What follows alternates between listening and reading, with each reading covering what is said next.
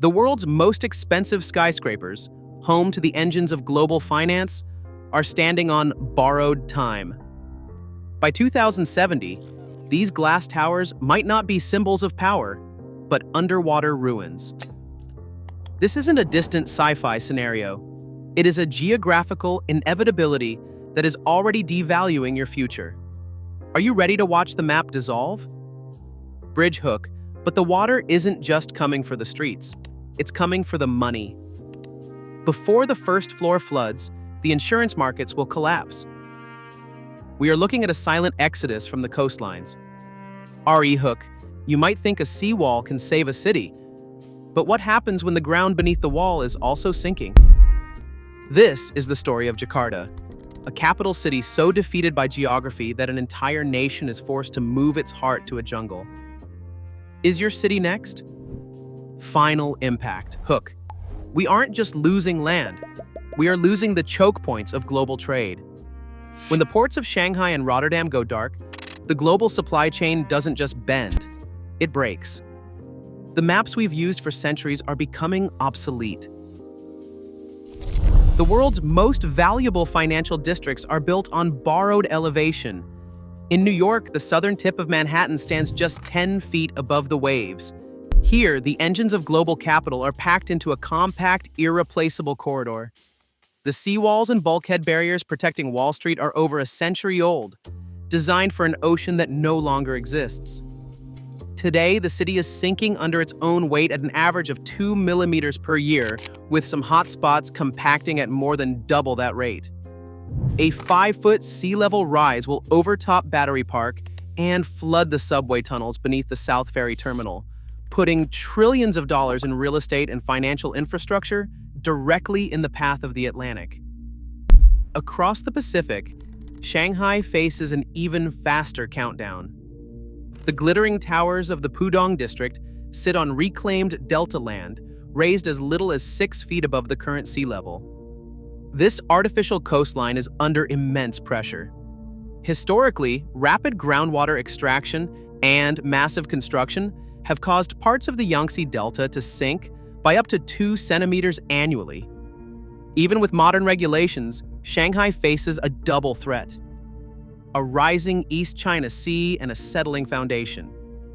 The Port of Shanghai, which processes 43 million containers a year and anchors 30% of global trade, sits on a fragile delta that faces more than 3 feet of relative sea level rise by 2070.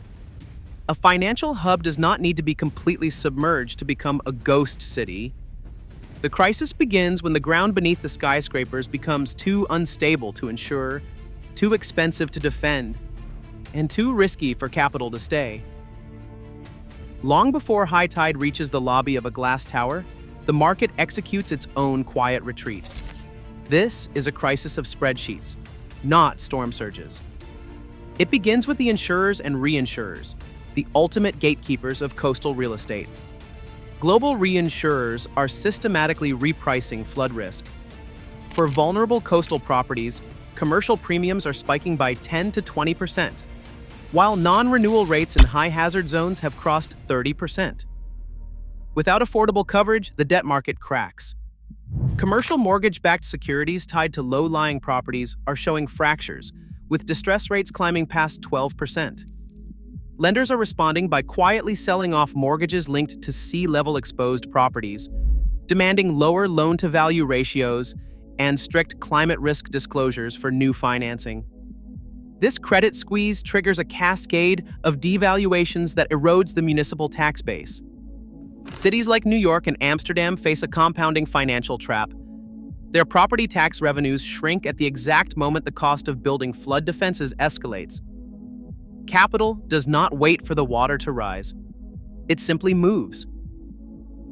No coastal city illustrates this geographic capitulation more starkly than Jakarta. 40% of the metropolitan area already sits below sea level. The ground here does more than settle. Satellite INSAR data shows northern districts collapsing at rates up to 25 centimeters every year, driven by decades of unchecked groundwater extraction that hollows out the clay foundations. For the 3 million residents in the northern kampungs, the rising sea is an active, daily invader. Yet while the elite prepare to relocate, millions of the city's poorest residents are left behind in the flood zone, unable to afford the move. While local communities patch together cracking concrete seawalls to hold back the Java Sea, the Indonesian state has made a far more radical calculation. It is abandoning its historic economic heart. The government is executing a $35 billion project to build a new capital, Nusantara, in the highlands of East Kalimantan. Backed by $4 billion in early private investment, this shift is not a mere urban planning initiative. It is a sovereign declaration of retreat. By moving central ministries, supreme courts, and foreign embassies inland by 2028, the state is permanently redirecting the flow of global finance, future infrastructure, and migration away from the sinking coast. Nusantara stands as a stark warning to every low-lying metropolis on Earth. It is the ultimate admission that when the physical foundations of wealth dissolve, even the most powerful governments will choose flight over an expensive, unwinnable defense. For the cities that choose to stand and fight, defense rests on steel and concrete. London and Amsterdam represent the limits of hydraulic engineering. These systems do not erase risk, they only manage a timeline. The Thames Barrier protects £2 trillion of assets in the City of London and Canary Wharf. Commissioned in 1982 with an 80-year design life, its capacity is stripping away. The barrier faces an operational limit of 50 closures per year, a threshold breached during the 2024 to 2025 season. To prevent failure by 2070, London must launch massive upgrades by 2040, 15 years earlier than scheduled. In the Netherlands, Amsterdam's Zuidas business district sits 2 meters below sea level, protected by the Delta Works. Here, the threat is vertical. The peat soil foundation is subsiding up to 2 centimeters annually, sinking the ground by 80 centimeters over 40 years. Pumping this water out and reinforcing dikes will cost the public sector €200 million. Each upgrade grows more expensive. Engineering does not defeat the rising tide. It merely converts a geographic reality into a recurring, escalating debt. Capital does not disappear. It looks for dry ground. A new financial map is being drawn inland, defined by rigid survival criteria. Future hubs must sit hundreds of feet above the 2070 floodline, secure reliable freshwater, command massive rail and air corridors, and offer ironclad regulatory stability.